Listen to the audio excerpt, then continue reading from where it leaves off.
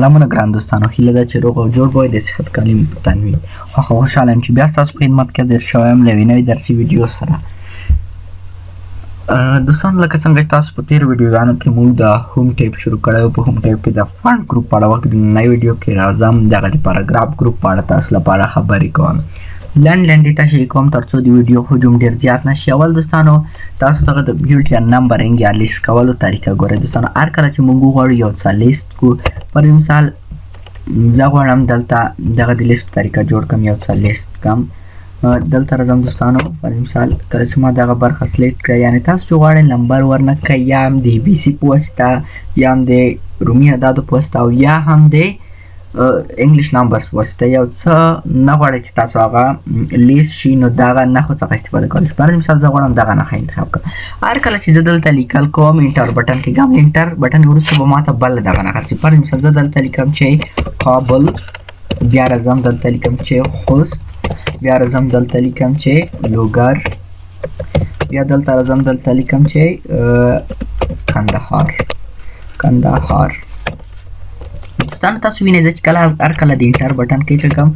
زما لپاره دغه راځي، ولې هر کله مې چې ډبل انټر بټن کلیک کړله نو دغه نښه له منځه ځي. مثال زه ډبل انټر کوم، تاسو وینئ دوستانو دغه نښه له منځه لاړلې، ولې هر کله چې زه انټر کلیک کوم زما لپاره دغه نښه راځي. په ډبل انټر کې یعنې له منځه ځي. دویمه برخه چې ده دوستانو دغه د نمبرینګ برخه ده، یعنې تاسو کولی شئ 1 2 3 ورکړئ، 1 2 3 قوس چې ولري، ABCD وي، لوی ABC په کوچنی رومي اعداد وي. زه دوستانو رومي اعداد سلیکټ کوم. مثال زه دلته لیکم علي، بیا لیکم چې احمد، بیا لیکم چې پر مثال محمود،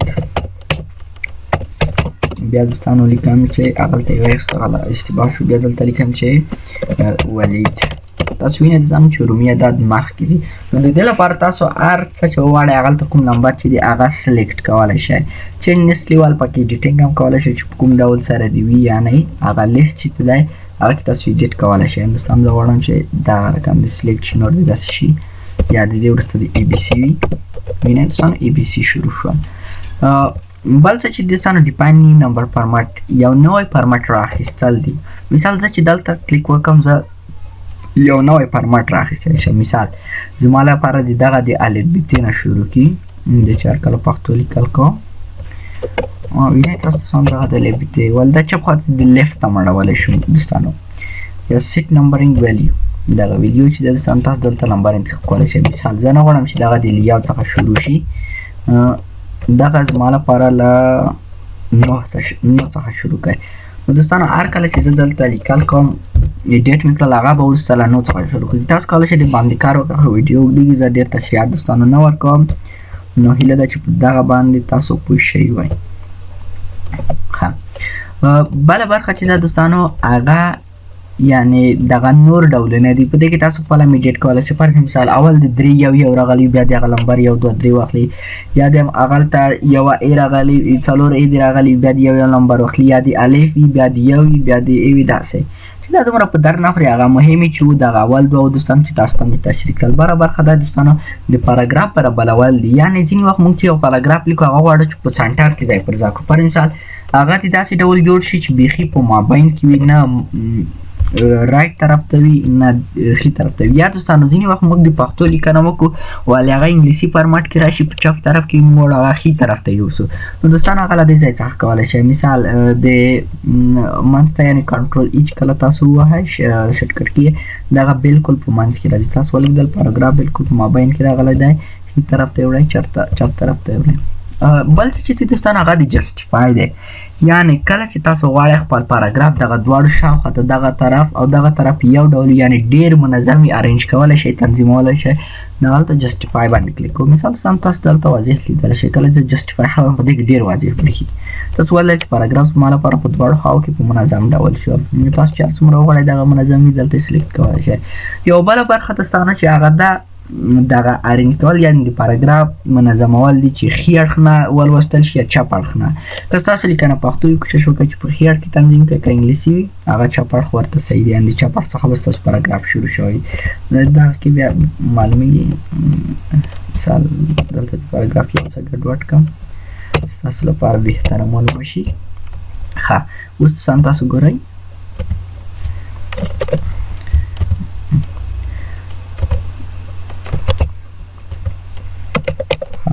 دوستانو پر مثال دا پاراګراف ما سلیکټ کړلو زه چې هر کله دلته کلیک وکړم زما لیکنه چې ده دغه یو څه ښي طرف ته ځي بیا هم کلیک کوم تاسو چې هر څومره کلیک وکړئ هغه به دوستانو ښي طرف ته ځي چپ اړخ ته که تاسو هر څومره کلیک وکړئ هغه به چپ اړخ ته ځي یعنې له ښي اړخ څخه له ښي اړخ څخه وړل یا چپ اړخ ته وړل دغه د دې په واسطه کېږي ښه بل څه چې دي دوستانو هغه ستاسو د پاراګراف دغه د لینونو ترمنځ فاصله ورکونه ده مثال دوستانو ځینې وخت موږ غواړو چې پاراګراف دغه د یو خط ترمنځ فاصله زیاته وي نو هغه دلته زیاتولی کمولی شو لاین سپیسینګ اپشن ته چې کله لاړ شو موږ سیټینګ کولی شو په خپله هغه دغه پاراګراف لاین زیاتولی شو هغه دومره مهمه نه ده یعنې د 3.0 سانتي متر نه دا فکر کوم د دې څخه زیات موږ نشو سلیکټ کولی اډ سپیس بیفور پاراګراف هر کله چې تاسو دوستانو یو پاراګراف کلیک کوئ د بل پاراګراف ترمنځ باندې فاصله وي یعنې هغه فاصله ورکوي مثال دوستانو تاسو د پاراګراف منځ کې تاسو وینئ چې اوس فاصله ډېر زیاته شوه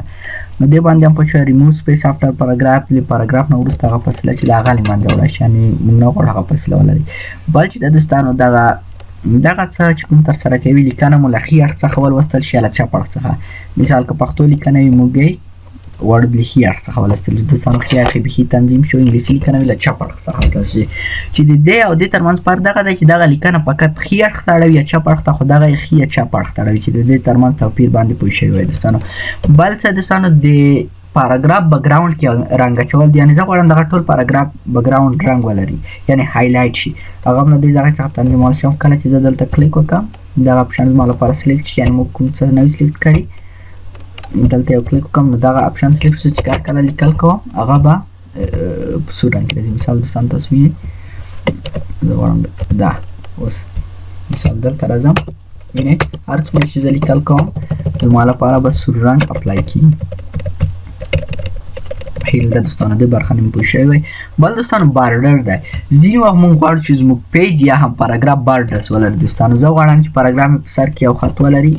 دغه د ټاپ د پاراګراف ټاپ یعنې دغه د عنوان وروسته د یو اکثره وخت د عنوان وروسته پاراګراف یو بارډر لري تاسو دوستانو کې لیدلی شئ انسایډ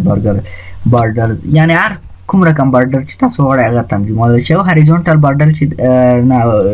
ورټیکل بارډر چې دی دغه په هغه لیکنه کې تنظیمېږي چې افقي لیکنې پکې موجودې وي نه عمودي لیکنې پکې موجودې وي البته هریزونټل افقي خطه چې وي زما لپاره بله خبره دوستان دغه چې تاسو کولی شئ دغې لارې یو ټیبل یا کوم خانه خلی چې د هغې هم په دغې کې وچل چې هغه د انزرټ مربوطېږي هغه به هم تاسو تصدیق کړو او یو ګریډ لاینز هم دغه اپشن دی دوستان چې کله موږ خانه خلی زیات اچولی وي هغه د موږ ته په بارډر کې په پاراګراف کې وښیي که وایي نه ښیي هایډ یې کوي هغه له دې لارې کولی شئ چې وروسته کله انزرټ کړي دوستانو موږ ټیبل ولولو نو تاسو ته به د ټیبل په اړه معلومات وشي چې بیا ایډیټ کولی شئ اوس لپاره د وي دوستانو بل بارډر شیډینګ دی دلته دوستانو تاسو کولی شئ د بارډر کوم دغه چې دی دغه تنظیم کوئ یعنې د بارډر کوم سیټینګ چې دی هغه له دې لارې څخه کولی شئ مثال دوستانو زه غواړم چې د خپل پاراګراف لپاره دغه بارډر سلیکټ کړم یعنې زه غواړم دغه پاراګراف مې دغه بارډر ولري تاسو وینئ دوستانو او په بارډرز کې دوستانو زه غواړم چې آوټساید بارډر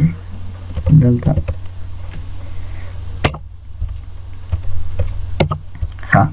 زه غواړم دوستانو زما ټول دغه بارډر چې لیکنه چې ده دغه بارډر ولري اول زه ټول لیکنه سلیکټ کوم بیا بارډر اپلای کوم تاسو دوستانو ولیدل چې زما ټول لیکنه په یو بارډر کې باندې شوه خو دوستانو کله چې تاسو غواړئ چې تاسو پیج بارډر ولري هغه هم له دې ځای څخه ایډیټ کولی شئ پیج بارډر ته راځم زه د پیج لپاره یو بارډر انتخابوم مثال زه غواړم چې زما پیج دی دغه بارډر ولري چې اوکې ووایم زما لپاره پیج باندې اپلای کېږي یو بل څه دوستانو که تاسو یو وخت لیدلي په مخکینیو نوټونو کې به په پیج باندې یو ډول بارډر اپلای و چې هغه د شکلونه و دغه شکلونه تاسو وینئ که تاسو غواړئ دغه اپلای کړئ دغه هم له دې لارې اپلای کولی شئ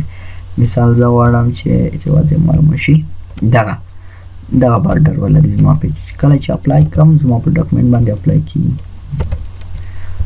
نه پوهېږم د ولې نشو اپلای خو بېرته راځم پیج بارډر ته راځم دلته دوستانو مثال دا یو څه واضح دی غواړم دغه دوستانو اپلای شي تاسو ولې دوستانو دغه خپله اپلای شول زموږ پیج باندې دوستانو دغه و د بارډر برخه. یو بله برخه دوستانو د A څخه تر Z پورې تنظیمول دي. دوستانو کله چې موږ یو معلومات اچولي وي سورټ کول د هغه غواړو له A څخه یا له حروف څخه له 1 2 3 څخه داسې تنظیم شي. هغه وخت په درس وي چې کله موږ د لیست کولو طریقه استعمالوو. پر مثال لکه موږ یو څه جوړ کړی دی هغه کې نومونه راغلي دي، پر مثال احمد، محمود، کریم، دغه د له A B C D یعنی دغه ډول تنظیم شي. دا تاسو استفاده کولی شئ. بل دوستانو دغه د شو هاید یا دغه علامت تاسو ګورئ، دغه په دوستانو په پاراګراف کې زموږ لپاره هغه نښې مو چې کارول دي، کوم ځای کې مو سپیس استعمال کړی دی هغه زموږ لپاره ښایي. په مثال کله چې اپلای کړو دوستانو تاسو ولیدل چې دغه د فول سټاپ سره او دلته یو څه نښې دغه د سپیس پر ځای راغله چې دغه په اډوانس لیاوټ پیج کې استعمالیږي. کله چې موږ غواړو ډېر دقیق اوسو په خپل لیکنه کې هغه وخت ترې استفاده کولی شو چې دومره مهم څه نه دي. نو هیله ده دوستانو د پاراګراف په اړه مو پوره معلومات حاصل کړي وي. یو څه مو د زده کړې سبب وګرځي. انتقادات نظریات مو دوستانو د کمنټ په برخه کې راسره